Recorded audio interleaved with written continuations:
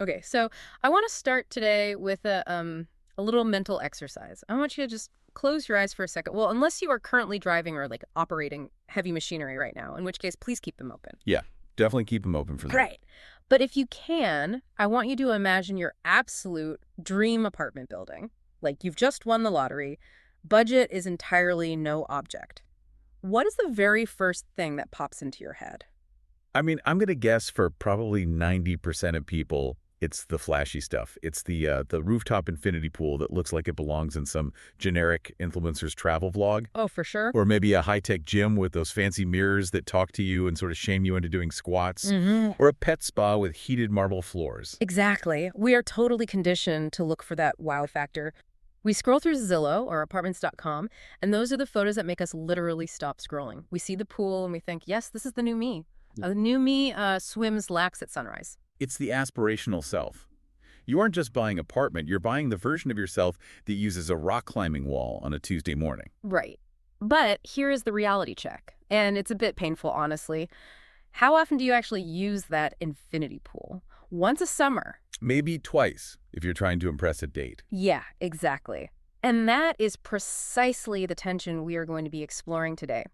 We are looking at a really fascinating shift in the real estate world. We've got a stack of research here, including a developer's playbook titled The Apartment Amenity That Underwrites Itself. Which is from the team at Urban Value Corner Store. Yes, Urban Value Corner Store. And the title, The Apartment Amenity That Underwrites Itself, I mean, that is a mouthful. It sounds like heavy financial jargon right out of the gate. It is a bit technical on the surface, but it's actually the key to this whole mystery. We aren't just talking about where you buy your snacks. We are talking about a really fundamental shift in the economics of how buildings are run. Which is our mission for this deep dive, really. Exactly. The thesis here is that we are moving away from the era of impressive amenities, the trophies, and moving into the era of performing amenities, the tools. I really love that distinction. Trophies versus tools. So, set the stage for us a bit here. Why are developers suddenly rethinking the glamour approach? Because I always thought the amenities arms race was basically the whole point of luxury real estate. Well, it was for a really long time. It was a literal Cold War of amenities. Building A gets a pool, so building B gets a bigger pool. Right. And then building C panics and puts in a bowling alley. But the source material paints a pretty stark picture of the current market. Yeah. It's what they call a tightening environment. Which means what exactly, in plain English? Basically, the easy money is gone. You have a massive amount of new supply hitting the market right now. New buildings are opening up everywhere in cities like Austin, Nashville, Atlanta. Tons of construction. Right, and that creates fierce competition. To just get people in the door, buildings are having to offer concessions. Okay, yeah, that's the 6 weeks free rent or free parking for a year emails I keep getting flooded with. Exactly those. So revenue is under immense pressure because you're giving away free rent just to get a signature on a lease. But at the exact same time, the money going out, the operating expenses, is either flat or it's actually rising. Because of inflation and everything. Insurance costs are skyrocketing, property taxes are up, labor is way more expensive, and all of this squeezes the single most important metric in real estate, which is NOI. Okay, let's pause right there. NOI. We promise to keep this accessible for everyone, but we really need to understand the stakes here. Break NOI down for us. Sure. NOI stands for net operating income. Think of it as the building's salary after it pays all its daily bills. So the staff, the lights, the maintenance, but before it pays the actual mortgage. It's the profit margin, essentially. It is the holy grail. If NOI drops, the overall value of the entire building drops, and the investors get very, very unhappy. So developers are panicked right now. They're looking at every single line item on their massive spreadsheets, and they're asking a totally new question. They aren't asking, is this cool anymore? They are asking, does this perform? But wait, when we say perform, that usually implies making money directly. But amenities usually cost money, right? Like, you don't charge admission to the pool. I think you do. And you don't charge a cover fee to use the gym. So how does an amenity actually perform financially? That is the million-dollar question. And the answer lies in fighting the silent killer of profitability. Churn. Churn. Just the word itself sounds unpleasant. It is deeply unpleasant for a landlord, I promise you. Churn is simply resident turnover. It's when you decide you've had enough and you don't renew your lease. I think as renters, we just think, oh, I move out, they paint the wall, someone else moves in on Monday. It's really no big deal. Man, I wish it were that efficient. The source breaks down the actual cost of a non-renewal, and it is honestly staggering. Play me. First, you have the make-ready costs. That's the painting, the deep cleaning of the carpets, the minor repairs. That alone costs thousands of dollars. Sure, you have to patch the holes from where I completely botched hanging my TV. Exactly. But then on top of that, you have the marketing spend to find the new person. You have to pay leasing commissions to the agents. And then there's the really big one, vacancy loss. Which is just the time the unit sits empty while you're looking for a renter. Right. If an apartment sits empty for just one single month, you have lost roughly 8.3% of that unit's annual revenue. Just gone. You can literally never earn that back. Wow, 8.3% just for 1 month. When you put it exactly in those terms, keeping a resident, even a slightly difficult one, seems infinitely cheaper than trying to find a new one. Precisely. And this right here is the major pivot point in our deep dive today. The whole strategy is shifting from acquisition, which is getting you to sign the lease with those flashy toys, to retention, keeping you there by making your life fundamentally easier. So this playbook is suggesting that the rock climbing wall is great for acquisition, like it gets me to sign the paper, but it's actually terrible for retention. Well, think about your own life for a second. Do you stay in an apartment because of the pool you used exactly once last July? No, I stay because I absolutely hate the process of moving. Inertia is a very powerful force. But usually, you leave when the friction of living somewhere just gets to be too high. The source introduces this concept of solved moments.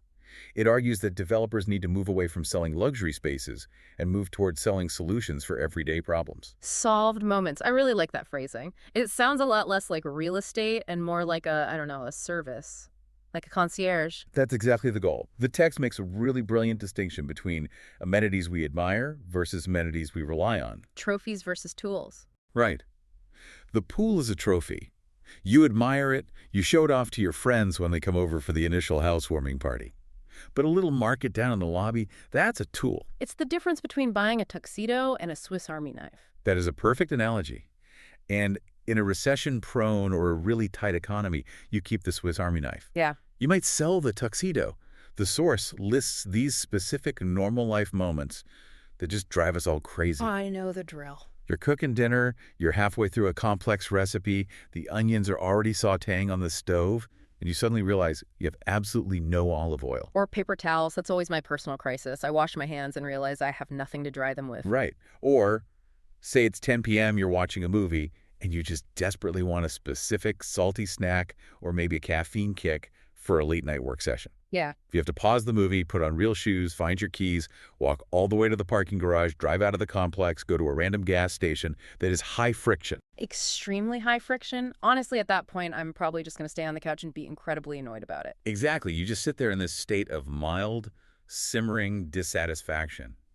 But if you can solve that exact problem in your slippers, within the actual building footprint, in under 5 minutes, you have just created a positive habit loop. Because it's easy. Because it's easy. The metric the source uses here is frequency. Frequency as in how often you actually walk down there. How often do you interact with the amenity? Yeah. A luxury amenity. Like a private theater room or a golf simulator. That might be used a few times a month. Yeah. If that. A convenience amenity like a corner store is used multiple times a week. And psychologically, that repetition, that frequency builds a bond between you and the building. It does. It actually rewires your brain to associate the building with the word solution. If the building stays your Tuesday night 3 times a week, every single week, the building becomes part of your personal support system. That makes total sense. It's not just a box where you sleep anymore. It becomes an operating system for your life. An operating system for your life? That's deep. But okay, I want to play devil's advocate for just a second here. Because I buy the psychology for the resident, I totally get it. But let's go back to the developer's big headache. Staffing. Okay. Because I know from talking to friends who work in property management that they are completely burnt out. They are running these bare bones skeleton crews right now. Oh, it's a massive issue across the board. Yeah. The lean operational model is basically the industry standard now. You have far fewer people managing way more units. Right. So if I'm a property manager and you come to me and say, hey, great news, we're putting a retail store in your lobby, my immediate reaction is going to be, I do not have the time to run a bodega. I am not stocking shelves with potato chips while I'm trying to lease a 3-bedroom apartment. And you absolutely shouldn't. That is a completely valid fear. Huh. The source actually explicitly warns against amenities that become operational distractions. Like what kind of distractions? Basically anything that requires a babysitter. Yep. If the front desk concierge has to stop giving a tour to a prospective renter just to go unlock the pool gate, or fix the fancy espresso machine in the resident lounge, or manage a package room that's totally overflowing with boxes, that is operational drag. Because it takes them away from their actual job. It distracts from the core business, which is keeping the building leased. So this is why the in-community retail concept has to be fundamentally different from just, a glorified closet with some snacks in it. Right. The source calls this the anti-amenity in terms of workload. The model they propose, specifically looking at the urban value corner store model, is explicitly designed to be autonomous or entirely third-party managed. So the on-site leasing staff literally doesn't even touch it. They shouldn't have to touch it at all. It needs to complement the property, not complicate the property. And here's the really cool part. Unlike the expensive lobby art or the rooftop pool, it generates data. Data? You mean like daily sales figures? Well, more than just that. It tracks lifestyle trends. You can see exactly what your specific residents are consuming. Are they buying organic kale chips and sparkling water? Or are they coming down for energy drinks and frozen pizzas at midnight? That's a little big brother, honestly, but I definitely see the business value. I mean, it's all aggregated data. They aren't judging your specific frozen pizza consumption. Good to know. But it allows the building to adapt in real time. This is the biggest problem with built amenities. If you pour a concrete tennis court, and then 5 years later, nobody plays tennis because pickleball is the hot new thing. Which it is. Right. You just have a giant concrete slab that does absolutely nothing. You can't easily turn a tennis court into a pool. But a store is different. A store naturally evolves. If residents suddenly stop drinking sugary soda and start drinking kombucha, the inventory simply shifts the very next week. It stays relevant. It lives and breathes with the residents. That adaptability is really smart. It basically makes the amenity future-proof. But let's talk about the physical space for a minute, because not every single building is a 50-story high-rise in downtown Chicago or Houston. Does this concept actually work for, say, a sprawling garden-style complex out in the suburbs, or a really small boutique building? That's a crucial distinction to make.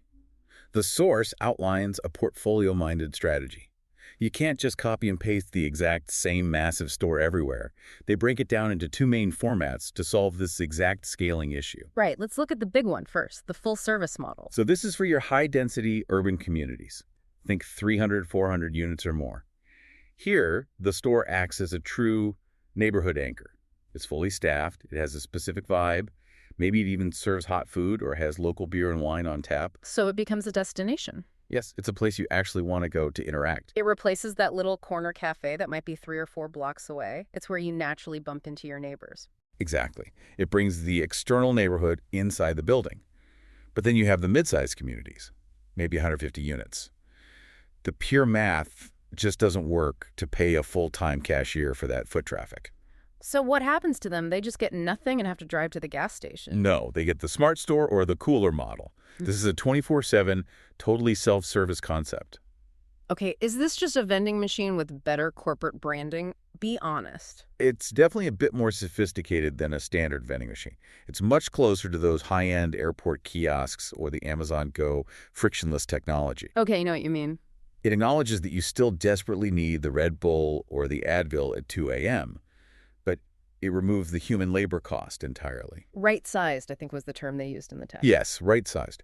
And for a major developer who maybe owns 20 different buildings, they can look at their entire portfolio and say, okay, these 5 massive buildings get the flagship store, and these 10 mid-sized ones get the smart coolers. It scales cleanly across the whole asset class.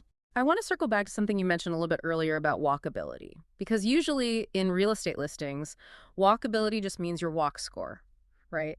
Like I type in the address on a website and it tells me I'm a 10-minute walk from a Trader Joe's or a coffee shop. Correct. The traditional definition of walkability is entirely external. It's all about what is outside the walls of your building. Mm-hmm.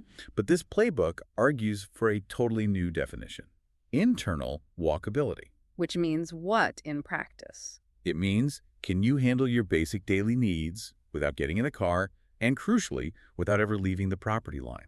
That's a really powerful shift in thinking, especially in cities that aren't hyper dense like New York or London. Because if I live in a sprawling city like Atlanta or Dallas or Phoenix, being walkable is usually a total myth. Oh, absolutely. But if my building actually has the essentials inside it, Then the building itself is the walkable neighborhood. It connects right back to the idea that convenience is rapidly becoming infrastructure. infrastructure, like the plumbing or the electricity. Think about Wi-Fi. 20 years ago, having Wi-Fi in the resident lobby was considered a really cool, futuristic perk. You'd put it in big letters on the marketing brochure. We have Wi-Fi. Right, it was a selling point. But now, if a building has spotty Wi-Fi, it's considered broken. It's a basic utility. The argument being made here is that immediate access to food and daily essentials is moving in that exact same direction. Residents are starting to simply expect that the building should facilitate their actual survival, not just provide their shelter. That brings us to the ultimate question for any skeptical developer or property manager listening to this right now, or even the investors. How do you actually prove that it works? We talked about NOI earlier and how important the math is. How do we definitively measure the ROI of putting a corner store in the lobby? The source offers a really clear four-part framework for this, because you are totally right. You can't just go to investors and say, the vibes are great. Yeah, investors don't usually care about vibes. No, they don't. You need hard metrics. Okay, hit me with the 4 metrics. How do they track the success? So first is tours. This is the initial acquisition phase. When a prospective resident walks through the front doors and immediately sees a beautiful, well-stocked market, they can instantly visualize their life being easier. It's a powerful closing tool for the leasing agent. It makes the whole lifestyle pitch very tangible. Instead of just saying you'll love living here, you can point and say, look, you can get your morning coffee right over there before your commute. Exactly. The second metric is reviews. This is actually fascinating.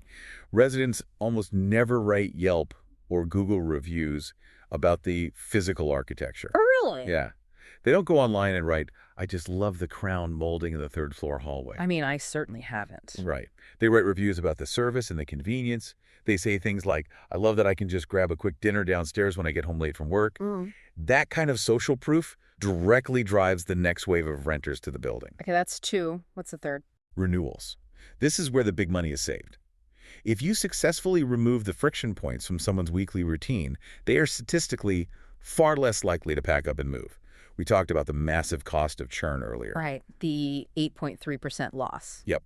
Saving even 2 or 3 renewals a year basically pays for the entire setup of the amenity. So the retention really is the ROI. It absolutely is. And the fourth metric is workload. Does the amenity lower the daily burden on the on-site staff? Ah, the anti-amenity concept again. Exactly.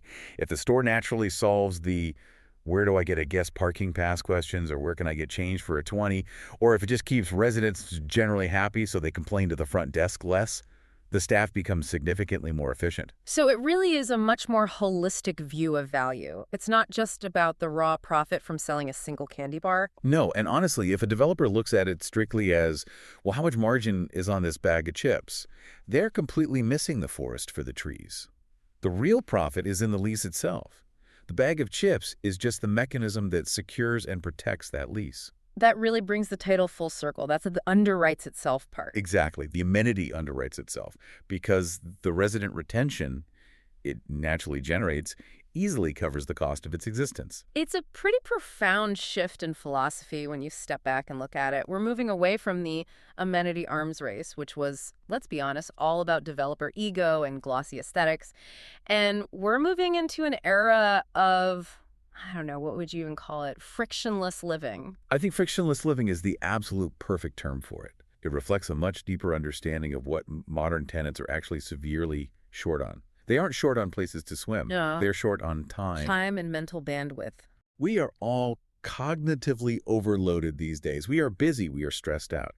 A building that effectively says to you, hey, I can give you back 20 minutes of your day and eliminate 3 minor decisions you have to make, that is offering something astronomically more valuable than a nice view. It's super interesting how this reflects the broader economy, too. I mean, we see this in basically everything now. Delivery apps, streaming services, ride shares, everything is fiercely competing to just reduce friction for the consumer. It feels like real estate is just finally catching up to the rest of the world. It really is. And the developers who genuinely get this, The ones who successfully pivot from the wow factor to the work factor, they're the ones who are going to survive and thrive in this tight market. The ones who are still building those massive, empty rock climbing walls, they might really struggle to keep their NOI up. So bringing it all back to you, our listener, whether you are currently a renter or maybe you're a developer yourself or just someone who is interested in how our cities and living spaces are fundamentally changing, this really changes how you look at a building's lobby. It really does. Yeah. It stops being just a pretty waiting room, and it starts being an active marketplace. It becomes a living part of the community. Well, I want to leave everyone with a final thought to kind of chew on based on everything we've unpacked today. We always try to end these deep dives with a somewhat provocative question for you to take away. Go for it. We've basically established today that time is the ultimate currency we all have. And we know that luxury in real estate has traditionally always been defined by excess, having extra square footage, extra features, gold plating on the faucets. But I think what we're really seeing here is a complete redefinition of what luxury even means. Luxury is becoming efficiency. Exactly. Reclaimed time is the new excess. So when you are out there looking for your very next apartment, or if you're a developer planning one right now, you really have to ask yourself this. Are you being sold an escape from your daily life? Or are you buying a practical tool that actually makes your daily life work better? Because let's be totally honest here, the greatest luxury in the entire world isn't a marble fountain in the courtyard. Definitely not. It's realizing you forgot to buy dinner at 8 p.m. on a Tuesday and being able to completely solve that problem in 5 minutes, in your slippers. Amen to that. I will take the slippers and the convenience over the infinity pool any day of the week. Every single time. Well, thank you so much for deep diving with us today. This has been a really eye-opening look at the gears turning behind the scenes of where we literally live our lives. Thanks for having me. It was a great conversation. We'll catch you on the next one. Stay curious.